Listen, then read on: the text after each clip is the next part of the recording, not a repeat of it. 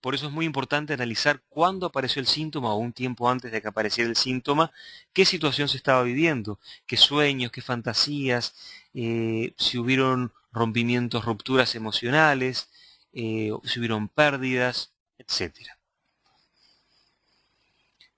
En quinto lugar, trasladar el comienzo del síntoma al plano psíquico. Esto lo vamos a ver en el cuadro siguiente que les voy a explicar este procedimiento, ¿no? Cómo poder hacer esto y qué es lo que está significando. Porque en realidad, les recuerdo que cuando vimos el tema de cuál es el origen de la enfermedad, ¿se acuerdan que les decía? Es el producto del alejamiento de la personalidad del alma. Bueno, vamos a necesitar agudizar nuestra visión y fundamentalmente concentrarnos en el plano emocional, en el plano psíquico, que es ahí donde vamos a tener la primera manifestación del desequilibrio. Y por supuesto, hacer las preguntas adecuadas, que vamos a ver un par de ellas en el día de hoy, y en clases posteriores, tratando temas sobre cómo entrar en rapport, en sintonía con el paciente, vamos a profundizar, ¿no? Claro que las preguntas adecuadas las van a poder hacer siempre y cuando exista rapport, sintonía con el paciente. Aquí me están planteando una persona que tiene problemas de audio. A ver si me pueden contar cómo me están escuchando, si me están escuchando bien. ¿O es que todos tienen el problema de audio? ¿Me están escuchando bien? Bueno, fíjense, como siempre les digo, que estén utilizando internet solamente para esta charla, ¿sí? Para que no consuma otros recursos. Bien.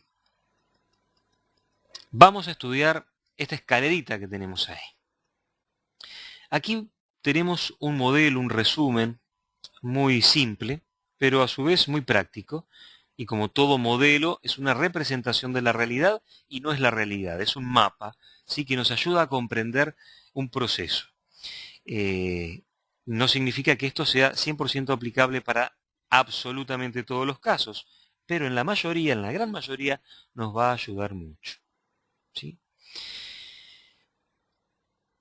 Como les decía anteriormente, como no podemos determinar cuánto se alejó la personalidad del alma, lo primero que vamos a ver, la primera manifestación que será tangible, visible para nosotros de ese alejamiento va a ser el plano psíquico, los desequilibrios psíquicos.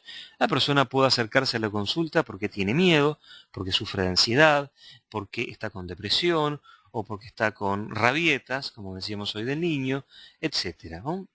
O que está con obsesiones, pensamientos que lo torturan. Todo aquello que está dentro del plano emocional y mental. Este es el primer plano de manifestación tangible, visible, de ese alejamiento de la personalidad del alma.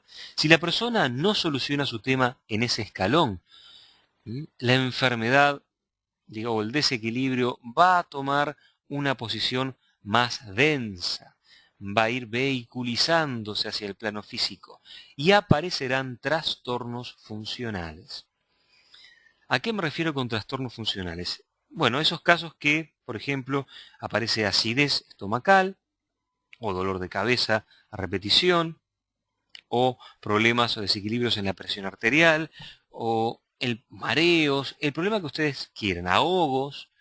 Van al médico, les hacen un estudio completísimo y no les encuentran nada.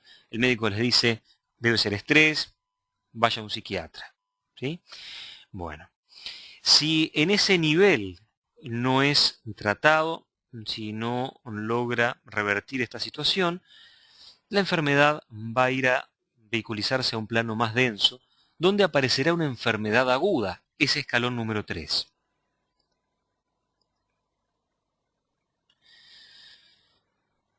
¿A qué me refiero con enfermedad aguda? Ahora sí, van al médico, les hacen un estudio y pueden descubrirle estos valores en desequilibrio, este órgano está inflamado, aquí tiene una herida, en fin. El médico les puede dar un diagnóstico exacto de esa enfermedad aguda.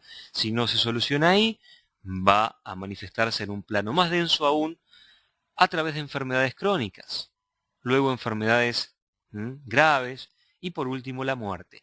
Hay quienes les gusta colocar ahí un escalón número 7, donde dicen que si la persona no integró la lección que la enfermedad traía, a veces se puede integrar incluso momentos antes de la muerte. Y bueno, y el cuerpo ya no tiene la posibilidad de recuperarse, entonces la persona definitivamente muere. Bueno, si no se aprende, si no se rescata ese aprendizaje de la enfermedad, el séptimo escalón sería una enfermedad congénita, por ejemplo, o alguna enfermedad que se manifieste luego en una existencia posterior. ¿Sí? Bien. El proceso de recuperar la salud, desde el punto 5 hacia arriba, es ir subiendo esos escaloncitos. Y esto nos puede dar una idea muy básica, pero interesante, sobre por qué cuando algunas personas toman flores de Bach o hacen un tratamiento energético, vibracional, pueden aparecer algunas especies de como aparentes retrocesos, o también llamadas crisis de sanación. Con las flores de Bach pueden aparecer crisis de sanación, generalmente son muy leves y pasan rápidamente, ¿sí? Frente a una crisis de sanación provocada porque la persona está volcada hacia sanarse y tiene interés de sanarse, hay dos opciones. O tres. Una, dejar de tomar las flores. No lo aconsejo para nada, porque esas crisis son generalmente pequeñas, pasan y no va a suceder nada grave. Si dejan de tomar las flores, pierden la oportunidad de recuperarse definitivamente. La opción segunda sería tomar las flores más espaciadas. Bueno, una opción un poco más cobarde, digamos, que la otra, la tercera, que es la que a mí más me gusta, y es tomar las flores en una dosificación más rápida, más corta, tomar las flores, por ejemplo, en vez de 6 veces al día, 10 veces al día, 12 veces al día, cada una hora, por ejemplo, para ayudar en ese proceso de manifestación. Y les voy a poner dos casos concretos de pacientes nuestros. Una chica de 25 años, maestra, viviendo aún en la casa de sus padres, viene a consultar con nosotros porque sufre de ahogos en la noche. Ella se despertaba en la mitad de la noche con una sensación de ahogo. Imagínense estando dormida, de repente ¡ah! Esa sensación de que como que el aire no entra, quedaba sentada rápidamente en la cama, a veces tenía que salir corriendo o le daba esa sensación de salir corriendo. Esta era una chica muy aprensiva, muy sensible. Y bueno, dentro de lo que pudimos entender, le dimos la esencia floral de aspen. A los 15 días volvemos a tener una entrevista y el ahogo había desaparecido por completo. Ese ahogo estaría en el escalón número 2, un trastorno funcional, porque incluso fue al médico, terminó hasta siendo estudiada por neumólogos y nadie le encontró un problema físico concreto, típico de ese escalón 2. Sin embargo, luego de tomar aspen durante 15 días, el ahogo desaparece completamente. Pero decía que se seguía despertando en la mitad de la noche, ya no con el ahogo, pero ahora con la sensación de que alguien o algo desde la oscuridad la estaba vigilando. ¿Se dan cuenta? Aspen, que trabaja el miedo a la noche, a la oscuridad, el miedo a lo sobrenatural, a las cosas indefinidas, hizo que este miedo se revelara en el plano psíquico. Ahí están viendo cómo saltó del escalón 2 al escalón 1. Cuando ustedes ven este tipo de cambios, no es que esté empeorando, que ahora tenga miedo. Alguien le podría decir, y con razón quizá desde la visión del paciente, ya no tengo más el ahogo, pero ahora tengo el miedo. La flor hace que tenga miedo. No, la flor no hace que tenga miedo. Simplemente es por el proceso que tiene que pasar para tomar conciencia de lo que le está ocurriendo.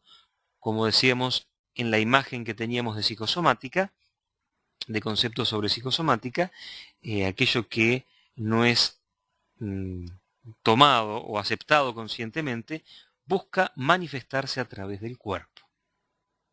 Luego siguió con aspen y con alguna otra flor, para algún otro tema que ya tenía, y en unas semanas más el miedo desapareció.